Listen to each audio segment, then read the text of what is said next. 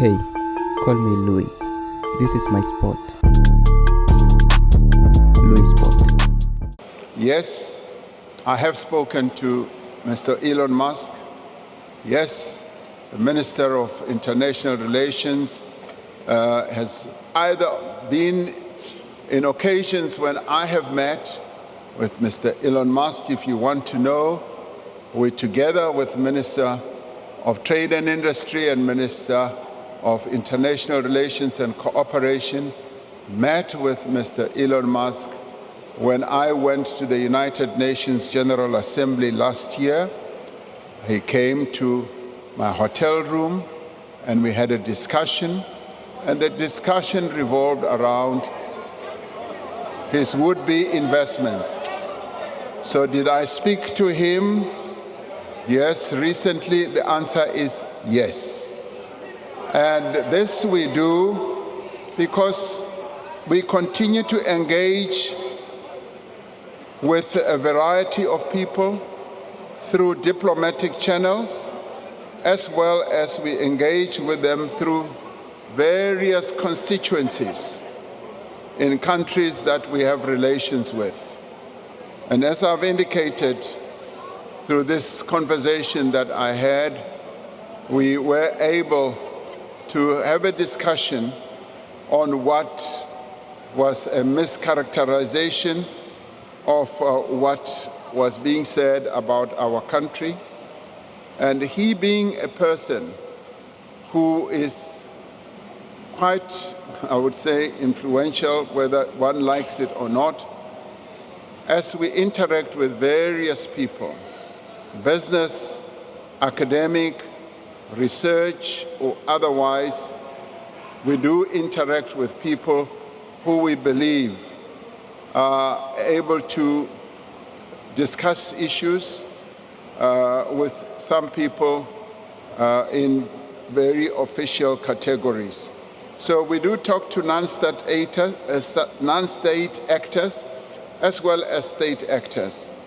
And we will continue to engage with people both inside and outside of South Africa to promote our country and to promote the interests of our country. There's just nothing sinister about the various discussions that we hold with a variety of people. Even on an ongoing basis, when people make contact with us, yes, we talk to them. But we always make sure that our foreign policy positions are advanced and they are not undermined or diluted. Thank you very much, Honorable Speaker. The first supplementary question will be asked by the Honorable Malema. Thank you, Deputy Speaker. Mr. President, I don't know wittingly or unwittingly, when you were answering the question about our relationship with the USA, not once have you mentioned DERCO or Minister of International Relations. And this is as a result of you having met Elon Musk during the UN General Assembly and knowing very well the views of Elon Musk about South Africa, racist, white supremacist views about South Africa, which led to you meeting him because you thought you were going to clarify those issues. Unrepentant racist became emboldened and then made more bad remarks about South Africa even after meeting you physically. You still saw a need to go outside the diplomatic channels and made a contact with an individual, not using diplomatic relations or mechanism within which we resolve diplomatic disputes as South Africa. Don't you think you individually have emboldened white people to undermine us, and you have single-handedly destroyed the diplomatic relations of South Africa with other countries, and you have destroyed and juniorized the Department of International Relations? Mr. President. And Elon Musk, and worse, Elon Musk, you organized a meeting with him or that telephone conversation through his immoral father, politically, economically, and otherwise.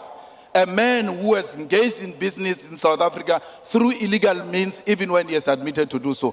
Those are the type of characters you can't speak to. Imagine, Mr. President, had they said Donald Trump called the Guptas during that time. What were you going to say? You are going to say that Guptas are an independent state actor. You are not going to say that. You are going to feel undermined. And that's exactly what you have done. What are you saying about established practices of resolving issues in a diplomatic way and diplomatic channels in South Africa? Do you have a full confidence in the Minister of DERCO and the department itself? You speak about an ambassador in Washington or New York. That ambassador belongs to the Department of International Relations. Instead of talking about international relations, leadership, and the department, you talk about ambassador. But when you talk about DRC, you talk about Minister of Defense is doing 1, 2, 3. You don't say ambassador in DRC is doing 1, 2, 3. Thank you very much. Honourable President.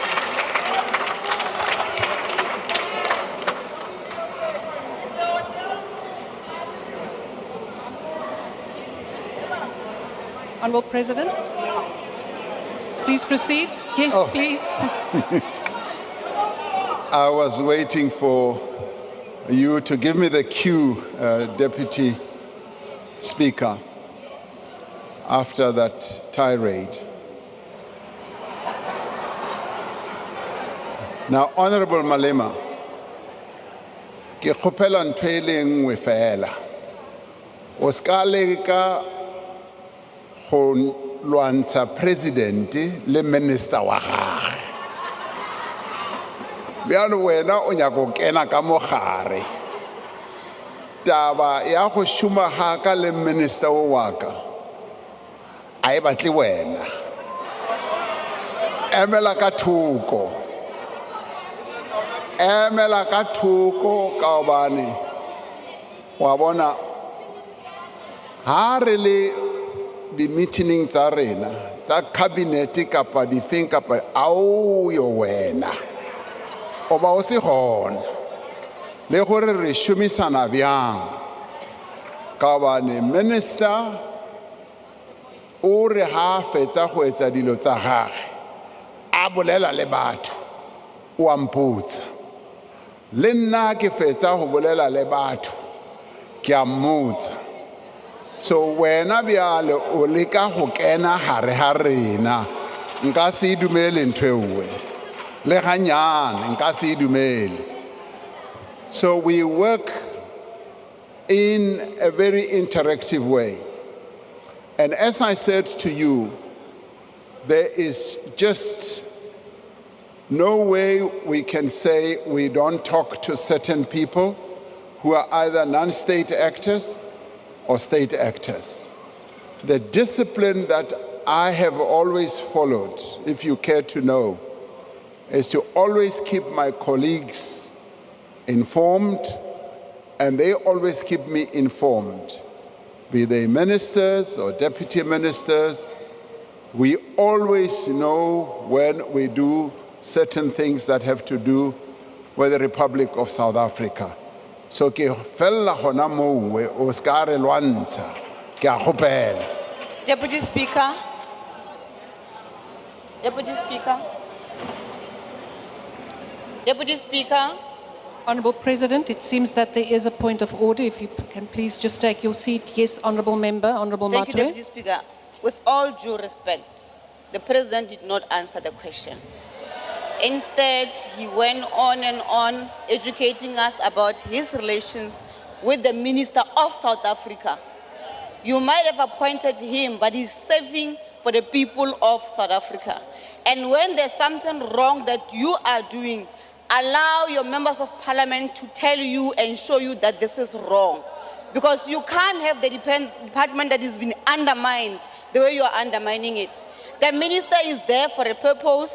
He's there to have interactions with the international community, not for you to be engaging with criminals, Mr. President. So please, Deputy Speaker, with due respect, the President did not answer the question. We ask respectfully for the President to answer the question. Thank you, Honourable Matwe. That is up for the President to decide whether he has answered it. He is the replier to this question. Honourable President, there is another point of order before we proceed. Honourable Manye. Thank you, Deputy Speaker. Mine is a different one. I'm just worried about the mics here. You know, when Honorable Malema was speaking, you put your mic on, your lips were moving, but there was no sound. Just now you will say somebody disregarded your ruling. Can we get the IT people to attend to the sound, to the mic issue? Thank you.